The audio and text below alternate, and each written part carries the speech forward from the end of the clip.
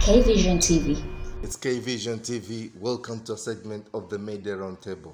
UJK Media Roundtable, or Umbrella for Journalists in Kasese Media Roundtable. A platform where we bring you all the top journalists in Kasese to come and dissect all the stories that have been making headlines throughout the week. My name is Ukash International, and I'm the host. You're welcome. Ladies and gentlemen, welcome once more. And my panel tonight consists of very many top journalists, of whom I'll give a 10 seconds preamble and introduction so that we can start with the issues. You're welcome, Brother Simon. Thank you. Members with me on this panel, like you said, my name is Vikeke Simon Victor. The word Victor sounds big for a reason. I'm a man for those people who feel that we need to really see the world we want.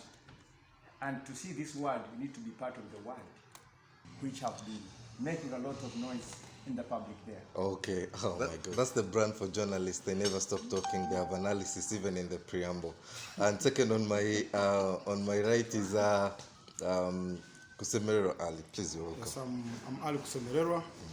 I'm a freelance journalist based in Kasese. And our viewers, you're welcome to this show of ours. The only lady on the podium again, you're welcome. Welcome, Okash, and dear viewers. My name is Jolie Mbambo. I like K-Vision TV. And Boss. Jerome, some people like Lukash want to call me Cool Bits. But I'm fine and I'm happy to be here. So, man, Jerome Cool Beats, like he said. Without wasting much of our time, because we have limited time and we have quite a number of topics to discuss tonight. And to start with is the opposition's outcry that most of their relief does not reach the targeted people, or in actual sense, it is being mishandled.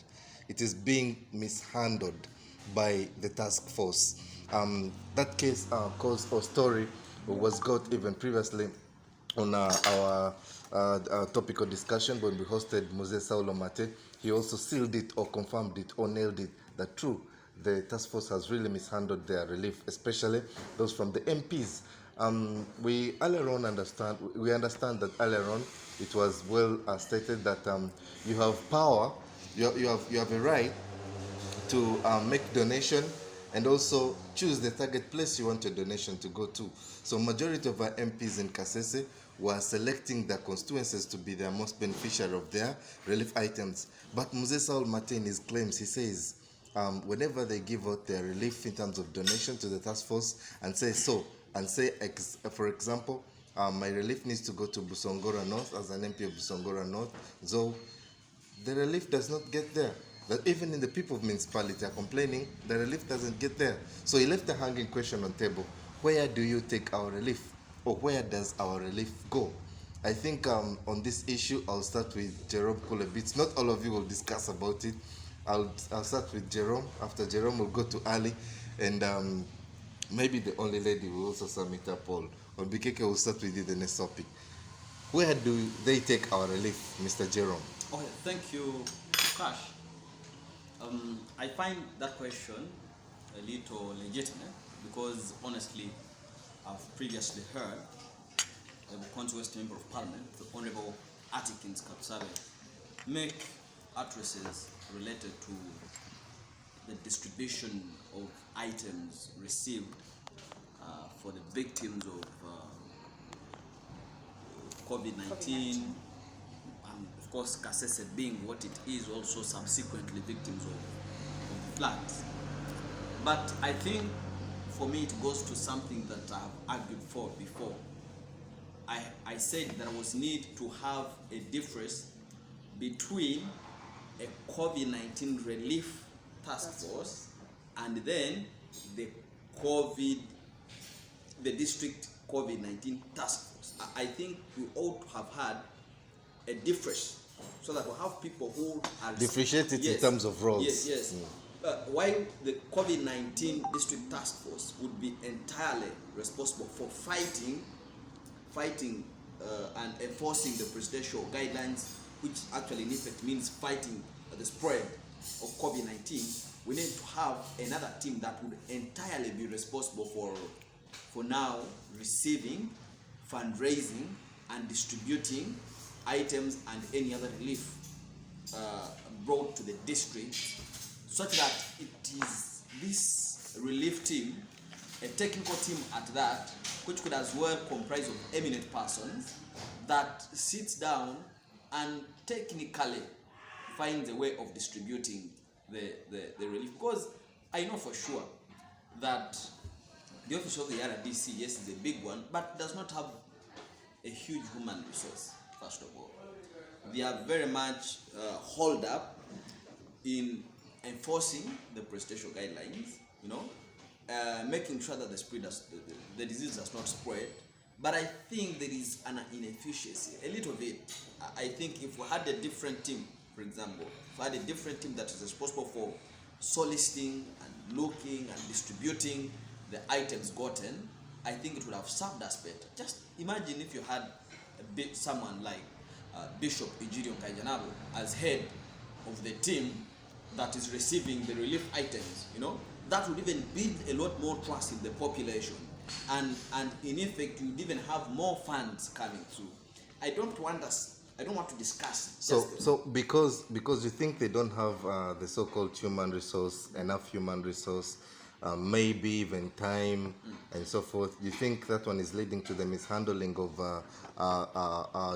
relief? If you've listened to me carefully, I have not really deducted or come to the conclusion that they are mishandling relief. So I want you to build a conclusion. That's the reason I ask. I just think that maybe there is a weakness within the system. They could be trying their best, but I think we could have done this thing better as a district. If we distributed roles. Yes. Because look, the office of the RDC is responsible for enforcing guidelines. Is responsible for clearing people who are seeking movement, be it on border, be it on vehicles. And distribution. Yes, distribution. They are responsible for the security. But they have a big team joined by the mayor, the LC5 chairperson, and other officials, both political and government officials. At the end of the day, who takes the decision? Of course, the committee. I want you to appreciate that all the people you've mentioned actually have other roles they do, and they really don't have the time to sit quite often to discuss some of these critical things. So in my perspective, I think... To sum it up all, is it true most of the relief from the opposition has not been taken to the selected areas of their preference? I think it is very true that for politicians, in many instances, the office of the RDC has not kind of a way tried to do as they demanded. Okay, I Mr. think Jerome Ali. is just missing to put it out that it's politics that is eating up these people. Is it politics that is playing a big role in mishandling of opposition relief given to the COVID task force? Right. If I can possibly build on Jerome's argument, I think the entire process was messed up the day the president, right from at the national level, the day the president removed the politicians from the COVID issues. I think for reasons best known to himself. One, the RDCs, as Mr. Jerome said, their offices are overwhelmed because they do clearance, they do very many things. Then two, not only the food given by politicians, even we need the accountability of the food items and other stuffs provided by other people. For example, there was a point that there are some items like eggs, some items like milk that had been taken to the RDC's office, but they have never been accounted for. Actually, we as journalists, we made some survey and we found out that nobody got those eggs. Where did they go? So there are issues, many issues of accountability there. But also, remember these politicians, they are looking at votes also. They are looking at votes. Disciplinary. They are looking at votes. Now, somebody like MP Katsavi, Atkins, who brought 5 tons of food, it would be, if politicians had been involved, and Katsabe directly went into food distribution, I think the one who would be satisfied, and possibly according to him, the impact would have been much. Of course, because his target was his constituency, Right. and I was in his constituency. By the way, I do some of my private work as journalism aside in Buera, and there were many such complaints that our MP gave relief. Where is it? We are hungry. Sum it up. Yeah, Before true. I see Bikeke something is eating. I didn't want to bring you in, but I'll give you a second. I also think it is also a gap because even when it comes to data, I think that one also is a gap because we don't have the data of the people who are living from hand to mouth. So possibly, I suspect there are people who are getting this food and who are well off, and those people who are supposed to get this food, they are not getting it because of the confusion. I think there is need to streamline the whole process. Okay. There's need to streamline the whole process. That's opinion of Mr. Ali. I didn't want to chip in BKK, but I'll give you 20 seconds because we need to leave this issue and go to another something due to more, time. in line to what my colleague was saying, indeed politics beating up the system. Look, I was in the Bureau of recent, and they started distributing this relief. Relief was not reaching the Bureau. Now, if it wasn't the floods, it means people are not going to get the relief you're saying. I don't know how to call it kind of something that helped them if they didn't have this kind of floods. They're not going to get the relief. What does this mean? And politicians somehow, when they lament, they are right. That these people, they are misusing their offices to isolate and look at people within their area of interest. And it is a blow on the political side when it comes to politicians, especially the young people of Congo West. So he has a right to say, no, look, my people in my constituency are crying, are dying. You see? So to me, I think indeed we need to question the offices and the committee that is handling this kind of stuff. But like what Jerome said, they should differentiate the two. The task force that is enforcing the policies and the directives, the SOPs, and the task force, the response force or team that is supposed to distribute relief to the people who are suffering. Lady J, in 2 seconds, sum up this. In 2 seconds, sum up this. Who is supposed to benefit? That is what we need to first know. The beneficiary Yes. is one, the most vulnerable. Two, in this instance, what we're talking about is sometimes it was in the guidelines, it was free, accepted, that someone can give relief and say, kindly, this relief, take it to so and so, because people of so and so, because that's where I would really love to donate, but because I don't have the power, I'm going through the task force. I think I'm making a point, You're making a point, but you need to understand that these guidelines have been in phases.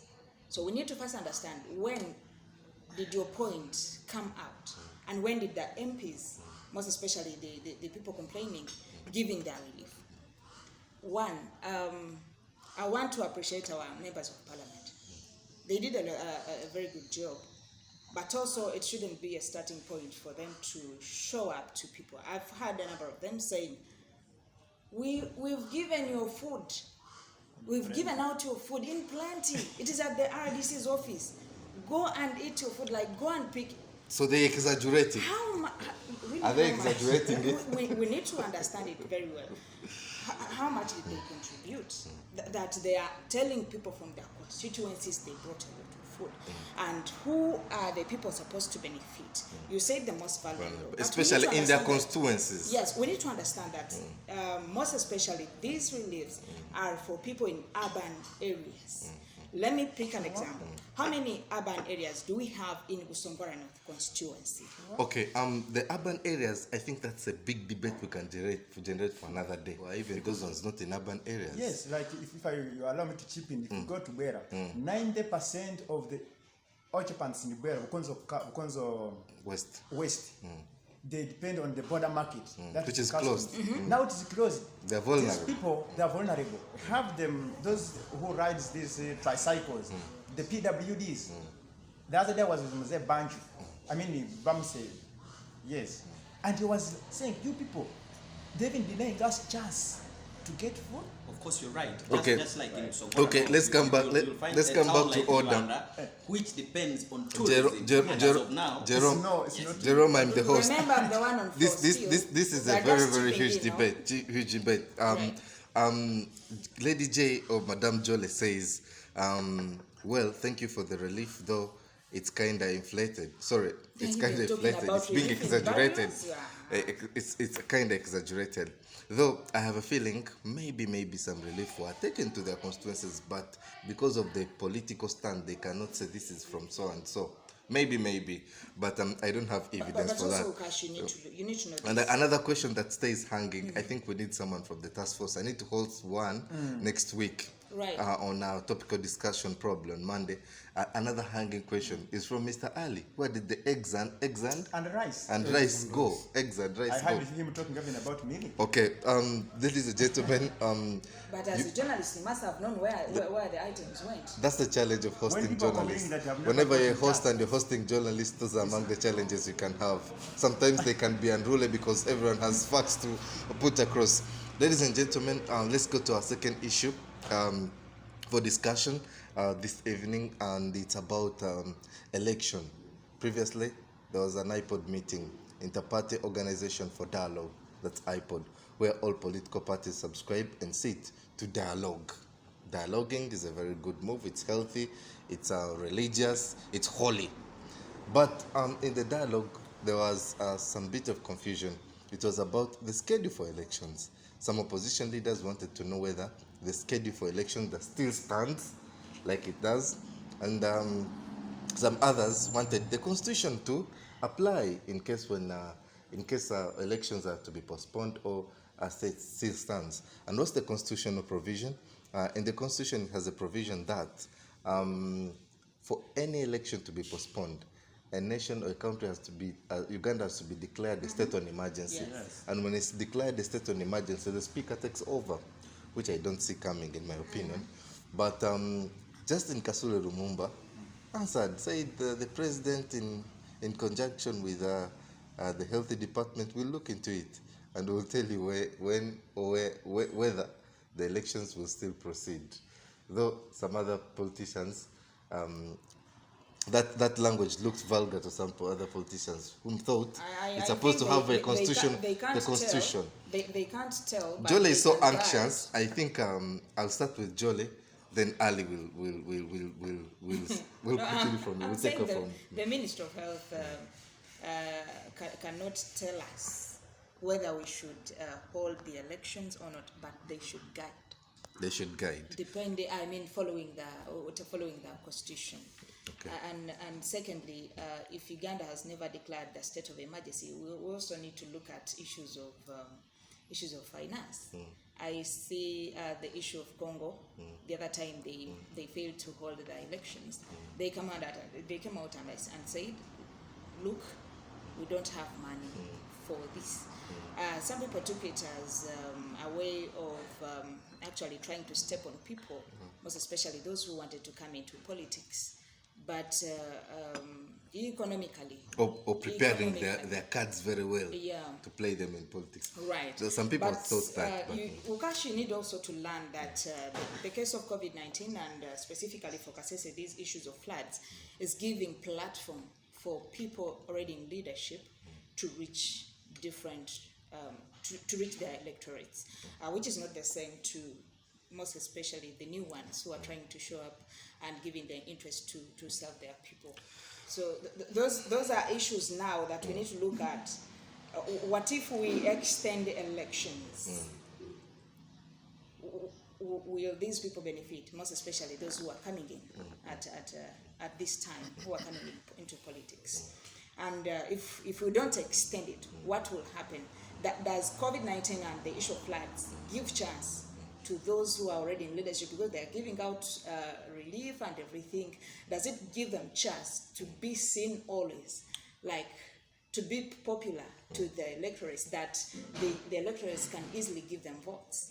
a lot of hanging questions from Lady J, and of course the most opinion is like she relies on guidelines from the Minister of Health. Mr. Ali, do you see the Constitution acting in this instance, or it shall be guidelines like Lady J says from guidance from the Ministry of Health? Yeah, the other time, actually, as you put it, Kasore Lumumba yesterday, when she was attending the IPOD meeting in Kampala, she said that the elections next year will depend on the advice of the health experts. But you see, there are two things. There is law and there is health. Actually, it is a constitution. It is a constitutional matter. Now, health, theirs will be advisory. Will be advisory. But what does the constitution say? As you put it rightly, that unless there is a state of emergency, that's when an election can be postponed.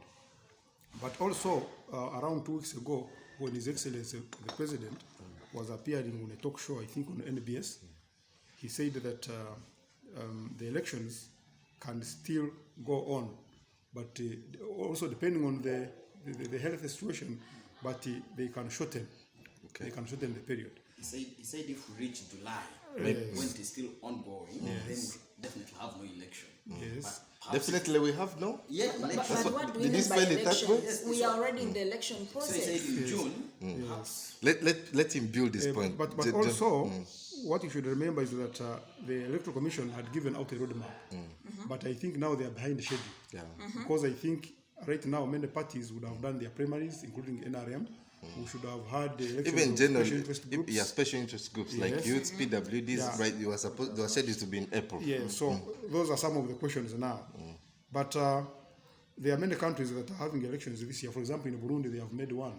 So I think They're setting us a pace. Yes, the Electoral Commission should go and benchmark in Burundi and see how they did it. But also, you should understand that there's what they call scientific weddings. We can also have a scientific election. Yes. Now, instead of having rallies and so on, Does it apply to my mother? we can go on radio, we can go online, we can go on TV. That we minimize. I like scientific. Yes. I like scientific election. But because what will happen if they insist and postpone these elections based on health issues, somebody can go to court Okay. and challenge that decision Based on the on the constitution. constitutional point of view. But though I'm most interested in the scientific election. Jerome, this is where I want to chip you in. Ali said someone can go to court and challenge the postponement of elections based on the constitution.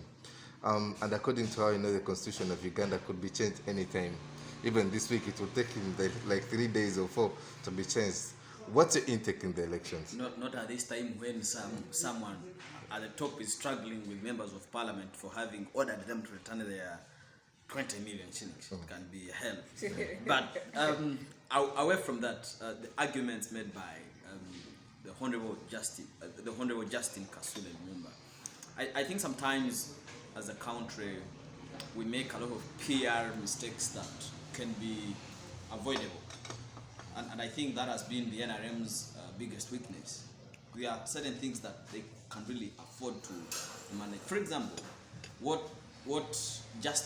Honorable Justin Kasule Lumumba, the Secretary General of the NRM, needed to have said was simply that we shall need the Ministry of Justice and Constitutional Affairs to guide us as a country. Not saying that the Ministry of Health, because surely, what does the Ministry of Health have to do with an election? Yes, it might have some health-related issues, but what the ministry would be doing would be guiding or maybe advising, but not relying entirely on its advice on whether we hold an election or not. Yeah. Surely.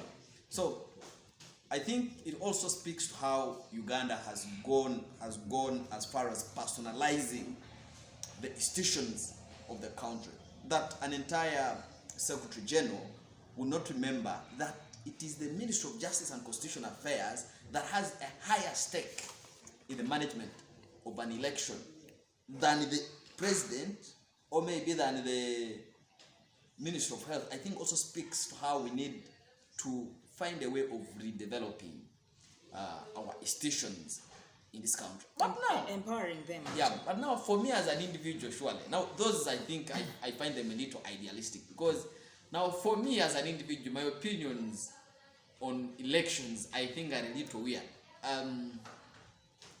What happens if we, for example, just got done with elections and we stopped having elections?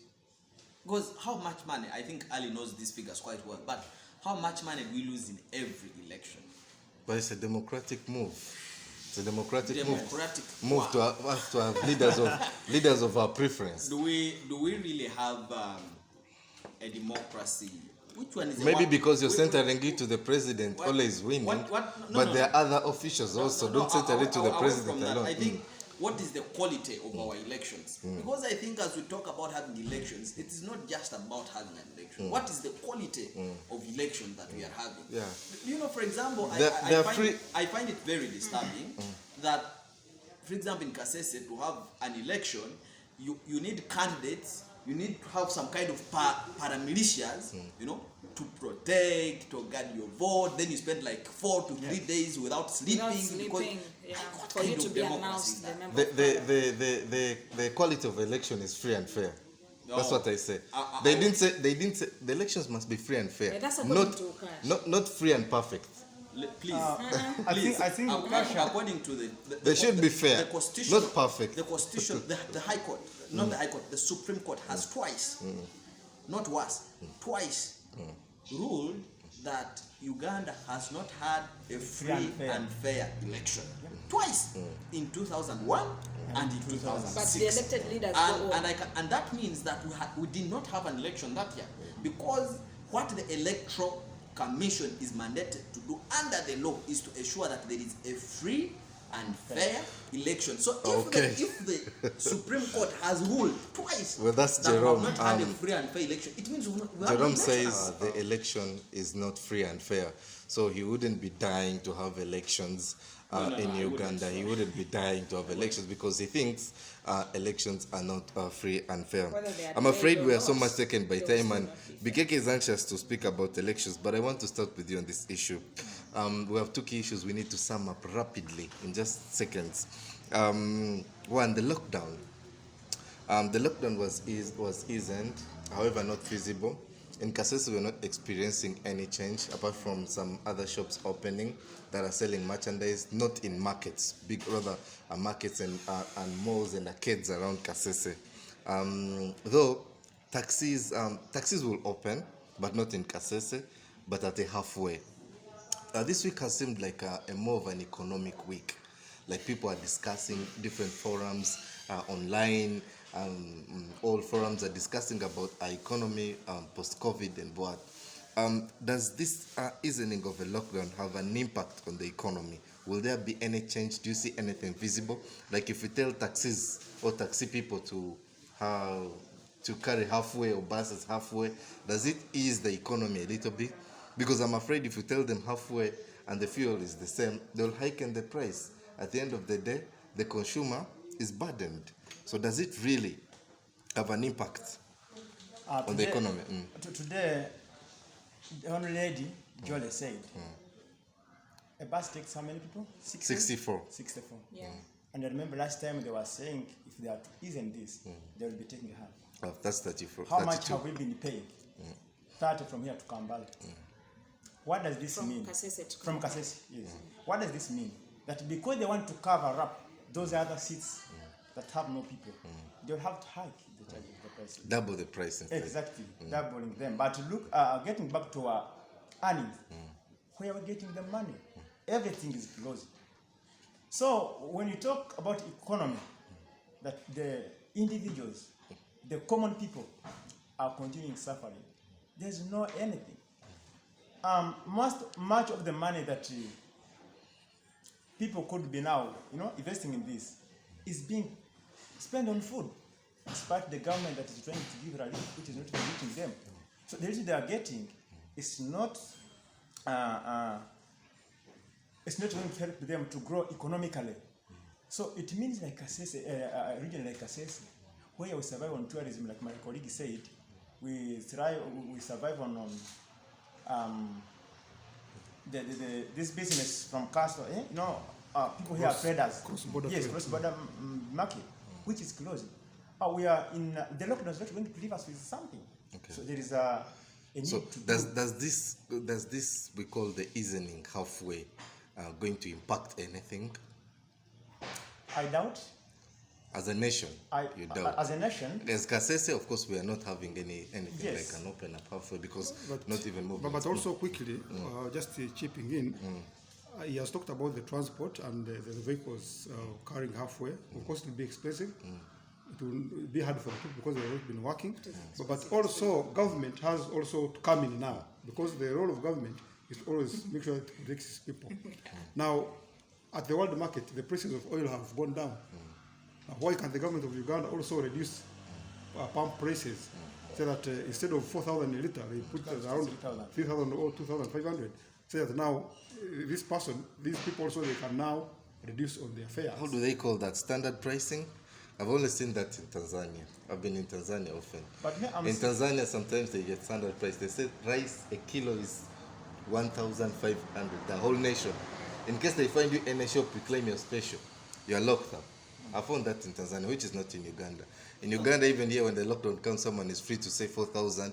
I bought salt in Buera at 2,000 a packet, and I was amazed. Say, I think in Uganda, it is a free economy. Tanzania still has some communism in it, but generally Uganda is a liberal economy. But I think that shouldn't be an excuse for a government to fail to prevail over certain players within the economy to ensure that the citizens are being properly catered for. Yeah. Mr. Ali, let Mr. Ali build on his point, and then I'm going to bring you on another topic. I want you to start it because you'll be the dominant speaker about that. Finish up, Mr. Ali. Yeah, so other than fuel, subsidizing on fuel, as Mr. Jerome has said, government can intervene and order some of these players, especially in the oil sector, it can regulate prices there such that people get fuel at a cheaper price, then it impacts on the passenger also to pay little money. Okay. But also government, as you've said, economically, people are down economically. We've not seen Uhuru Kenyatta, the Kenyan president, came up and said he will pay rent arrears for his people for 3 months. But what is the policy of the Ugandan government on that? People have been having loans in the banks. Do we have rescheduling? The other day, the MPs tabled something in Parliament that the government should clear water bills and electricity for 6 months, but government has not responded in any way. So this is the time for government to give back to its people. People have been paying the taxes. Some of us, our salaries are we pay 30%, pay as you earn, we pay VAT. So a lot of taxes now. Where it is the time now, government also to pay back to the community. This is the time to pay back. Jolly, to sum it up on this issue, do you really think Uganda's capacity, capacity and intention, like Kenya, to bail out Ugandans, especially paying them house rent for the past 3 months? And anyway, if they decided to do it, would they reach the most vulnerable? Because you just want to tickle me. Because you look at the relief food in Kampala, it wasn't enough for the people. And this time you're talking of rent. Oh, Jolly has built a real... 40 million people. I think we just leave that one at that. Okay, but because I had Kenya, they're going to... Is it the money they said they're going to wire via e-mobile to the Kenyans? All Kenyans will get some money via e-mobile. Bikeke, I know you have... Your tick could be something, but we're out of time. We're out of time. Who say that I'm seeing people who tighten these kind of guidelines to combat or to fight COVID-19, and they are borrowing a lot of money. Yeah, soften the my thing, and we have enough money to cater for our economy. That was one of the President Magufuli. Then here in Uganda, we are borrowing a lot of money, and yet we cannot even help the vulnerable people within the citizens. Magufuli has become a celebrity. Jama ametengeneza jina worldwide. Exactly. But I hope things don't get worse for him. I'm praying him. Sasa pombe. So Uganda should learn from it that they can borrow money. Okay, to sum it up all, we have 3 minutes to finish up this issue, and the issue is about the Ugandans abroad. Ladies and gentlemen, last week there was a concern about some Ugandans that were selected through some Kutesa, who wrote to the president to allow them come in, and it was almost like a deal done that they were going to facilitate themselves through a private jet, and all of a sudden it got a twist. The president said, no, we cannot spot some. if we are to bring back Ugandans, let's bring back all Ugandans. So it forced cabinet to sit and discuss about that issue.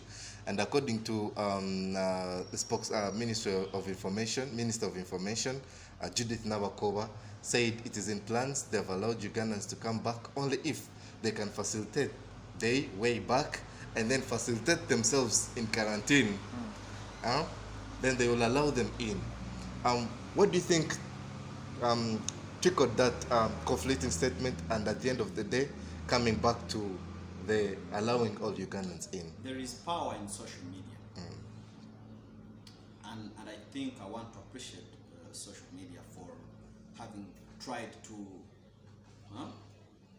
some animals are equal, but some are more equal than the others. Yes. So that discussion all started when Ben Kavuya made arrangements to repatriate his family to Uganda. Don't you forget that 2 of his children actually don't hold Ugandan passports. They hold USA passports. So in effect, Green they are cards. citizens of the United States. But of course, he's a big man, he's an industrious man, he's a rich man, and I think he didn't see value in having his children suffering alone in a lockdown in the US when he can afford a jet to land them into Uganda. And for me, once they were allowed to do that, so it started a public discussion on social media where people were castigating government for allowing or favoring a certain class of people to come to Uganda.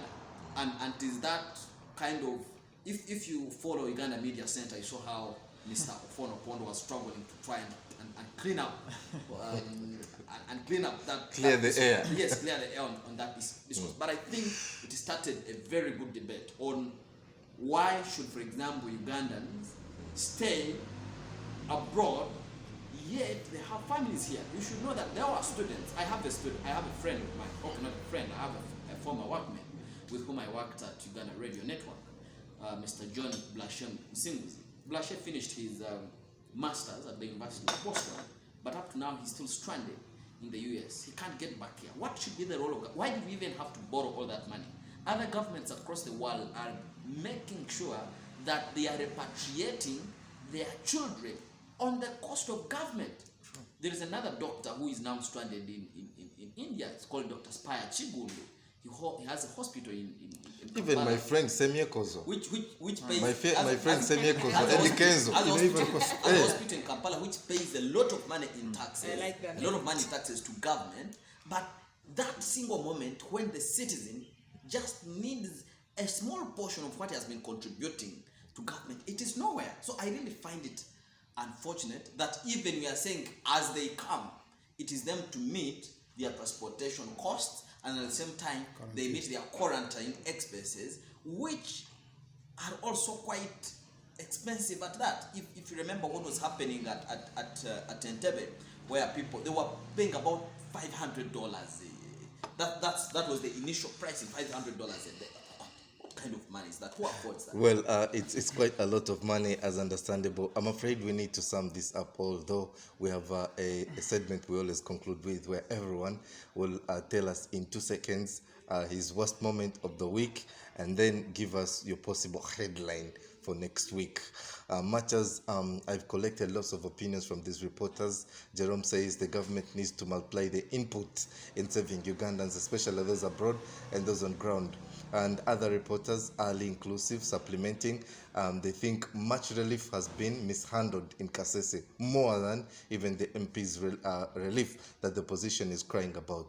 To sum it up all, I'll start with on my right. I'll start from my right, from Bikeke Simon. Kindly tell us what was your worst moment of the week, and then give us your possible. What do you think will make headlines next week? As I come into that, but let me talk something about the 40 million. In regard to In 2 seconds. Yes, in 2 seconds. The one I just said it clear that Uganda can even stand in to bring these people. I'm seeing the 40 million that was given to the NRM politicians, MPs. This is, if you multiply it, it's a good man that can help Ugandans. 17 MPs. Exactly. How many Ugandans we have abroad, and what is failing us to bring them here and to care for them? Anyway, what has been worst The worst moment of the the worst week. moment of the week is the fear within those in camps. Victims of flood, looking at where they're going to start from when their houses were swept, and they are staying at schools, but they are telling camps. them in camps. They are telling them to go back. Oh. And the question is, where are we going? They're asking them to go back? Yes, Well, that that's is worst. the stand of the authority now. Can you go back and start afresh? So the question is, where are Where we do going? they start from? So what do you think will make headline next week? Next week, my headline would be, if I take it to the Rwenzori perspective, and particularly Kasese, I think we need to hold the task force accountable. Task force being held accountable. Very fast, Mr. Ali. Kindly be precise. Yes, my worst moment is the bodies of those people who perished in the floods in Buera. Around two of them are still unaccounted, in much as two of them were recovered yesterday. That was dear. bad. But also my analysis or my prediction next week, there is a debate that has been raging on about the district split. And, Has it come back again? And yes, and the other day, the Minister of Local Government, Raphael Majezi, I don't know who gave him my phone number, he rang me and he wanted me also to put in his input, my input in that debate. So I think it will rage on next week and weeks after. So the split of Kasese is coming again next week. That's the top headline of Mr. Ali. Let me listen to the only lady on the table. Thank you so much, Ukash. Before that, I would like panelists and the viewers to learn that government is being overloaded. Like everything we speak now about money is government should.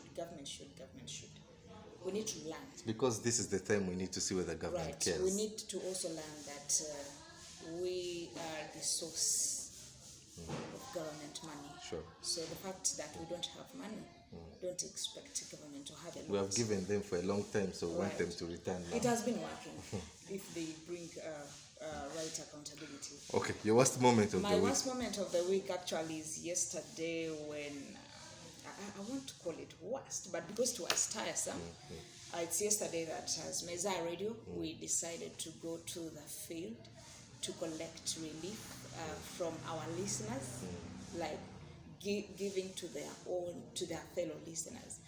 And it was really hard because we had to come from the field almost at 10 p.m. Oh. It was so Curfew did not tiresome. catch you there? Curfew? We had a lot to explain about it.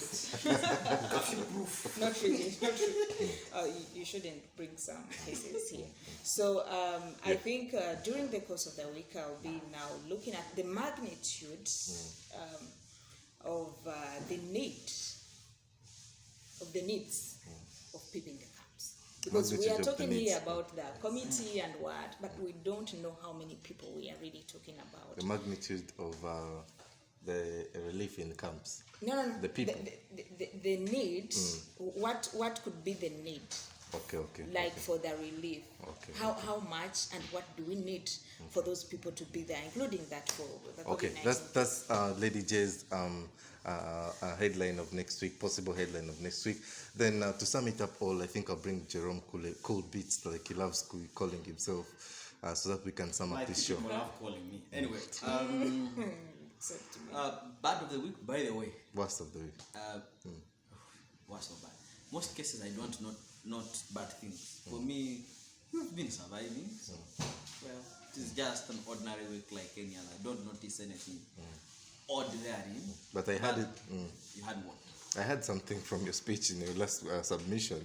You said the government is lack of desire to input on bringing back Ugandans, like your friend is abroad. What? Well, I thought that would be a stress factor for the week. That has been going on Yeah, for it's a a lot long of period of time. So for me, we've gotten used to some of these odd things, and like they are no longer considered bad or worse or whatever. But what makes news the next week, I'm curious to see how, of course, the issue of district split will keep raging on in Kasese, but I'm also curious across the entire country how we shall pick up with the public means of transport. I think that is something that should be making news at the end of next week. At the end of the next week, the start and consistency of public transport. That's what Jerome thinks will be or will make headlines next week. Thanks for being part of the show. On behalf of the whole team, from my extreme right is Bikeke Simon, Ali, Lady J on my left, and the extreme left is Jerome Kule Bitwande. Ladies and gentlemen, my name is Ukash International, and I'm the host. Always subscribe and click on the bells button. Don't forget to smash a like on this video. You'll always be updated with with all our uploads from K Vision TV. Always keep it K Vision TV. Beautiful Good luck. coffee from Yeah. Cafe Cafe Olimako is where we're shooting live from, and of course the providers of this beautiful coffee. We thank them so much. Please come to Cafe Olimako and grab your fast food snacks, ranging from pizza, sandwiches, burgers. You want a very nice fried chicken, to mention but a few. Come and experience yourself. Thank you. Keep it K Vision TV. I insist, this is the best in Western Uganda. I know one. The whole country. K Vision TV.